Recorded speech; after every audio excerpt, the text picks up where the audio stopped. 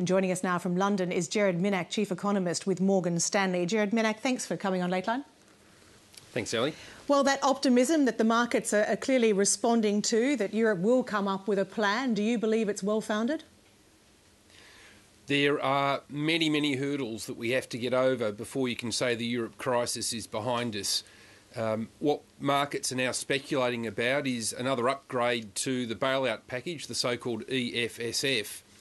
Ironically, we haven't seen the last expansion of the EFSF approved yet. In Germany, that's coming up before a vote of their parliament in 2 days' time. So markets seem to be, in my view, getting ahead of themselves.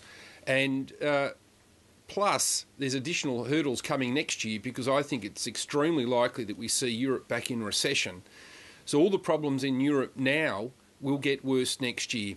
In a recession, we'll see bank bad debt start to rise, we'll see budget deficits go up, and we may even get to the stage where nominal GDP, the nominal size of the economy, starts to shrink, which all of a sudden starts to really blow out the debt to GDP ratios. So if Europe looks in a mess now, it could be in an even bigger mess next year, and I'm not sure that policymakers in Europe are yet able to get over that hurdle. Well, indeed. I mean, from what you're saying, that would seem to imply that there really isn't a rescue package that's going to be able to achieve any concrete aims. I mean, as you just referred to, the market seems to be focusing on this increase to the bailout facility, but even that's now been denied by Spain's finance minister. I mean, is there any real sense of where European leaders are going? No, and that's been one of the problems. European leaders have been going in all different directions, and that reflects the fact that as we've seen them struggle with more and more unconventional policy measures, they've been running into higher and higher hurdles, and those hurdles can be legal, they can be institutional, or they can be political.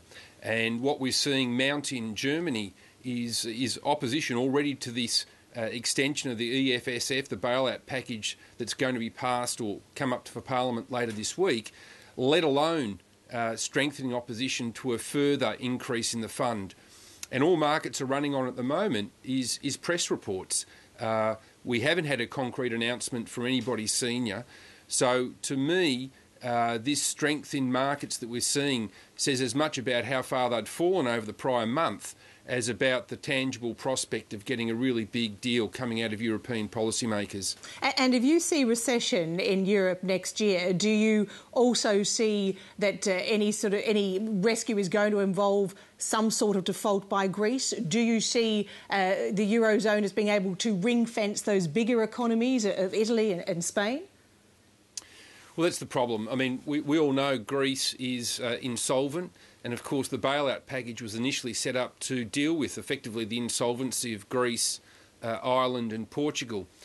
But what's really scared markets over the last month is we have moved on to much larger economies, Spain and Italy. And there's two things to note about Spain and Italy. The first is in terms of who's contributed to the bailout fund, those two economies are contributing around a third of the resource.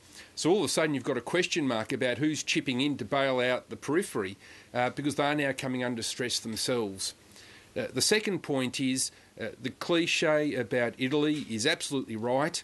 It's not too big to fail, but it's too big to bail out. And that's why we had the US Treasury Secretary, Tim Geithner, warn over the weekend that Europe really is on the brink of a catastrophe. In other words, we're talking about something much more worse than just a vanilla recession, and arguably something worse even than what we saw in 2008. Because if we do see Italy come under pressure, it could be the trigger for disorderly country level and then banking defaults.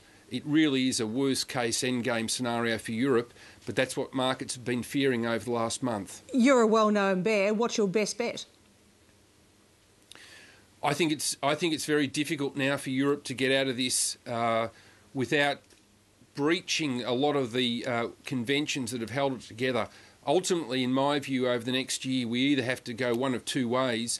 One, massive ECB money printing, so-called monetisation. In other words, just standing in the market and buying the bonds, which effectively prints money, which of course has enormous resistance, particularly in Germany, who have been scarred obviously by their examples of hyperinflation last century. That may sound a difficult option, but the other one, which I now think is much more than just a trivial risk, is that disorderly, dysfunctional default option. And I'd never really considered it that big a risk a year ago. But what has changed the game over the last 2 months is the deal they put together to bail out Greece 2 months ago, where they forced on the private bondholders a restructured private debt arrangement. Technically, we saw the first default by a developed economy on their sovereign debt 2 months ago. And what we've seen since then is everybody saying if it could happen to Greece, it could happen to Spain, it could happen to Italy. So we've seen this massive flow of funds out of not just the periphery, but out of anybody but Germany and France. And it's really up to the ECB to plug that flow. And to do that, I think they just need to print almost unlimited amounts of money. You mentioned Timothy Geithner before. I mean, what about the ramifications for the US? Is there an argument that, in fact, the US is already back in recession? I don't think the US is back in recession, but I think it's more likely than not it will go back into recession. And one of the great ironies of what we've been seeing over the last year as policymakers have responded to this looming threat of sovereign stress is they've been increasing their fiscal tightening, so tightening their budgetary policy. Now, in a cycle management sense, that's absolutely the last thing we need to see. And what the US is facing is a substantial tightening of fiscal policy next year as the Obama stimulus from last year expires. On our numbers, they'll be tightening fiscal policy by around 1.25% to 1.5% of GDP. And that's quite severe fiscal tightening that's going to hit an economy that is already growing at just 1.5% over the 4 quarters to June. Now, historically, the US has never slowed to 1.5% growth without subsequently going into recession in the next year. So there's already strong circumstantial evidence that the US is on the brink of a recession, and it's about to be clobbered in the new year with substantial fiscal tightening. And for me, US probably will head into recession. I think it's a 3 out of 4 chance. And what increases that risk is that Europe goes into recession, bearing in mind that if you look at Europe, the US and the UK, they are each other's major trading partners. So if one goes into recession, it increases the risk of another one going into recession. And indeed, of course, the major trading partner for China is the eurozone. So what does all that mean for Australia and China? Well, this is certainly a headwind for China. The good news for China specifically and Asia generally is that they have been tightening policy over the last year, and that means unlike in the developed world, where in the developed world we've got no conventional policy bullets left, the Chinese can turn on a dime and in a sense repeat the same policy response that we saw so successfully in 2008. So we can see them reverse course on monetary policy and lower their interest rates. We can see them provide fiscal stimulus again. So I think this is, for China, a threat that they're able to respond to. And although there are investors who worry about a so-called China hard landing, I don't think that's in prospect yet.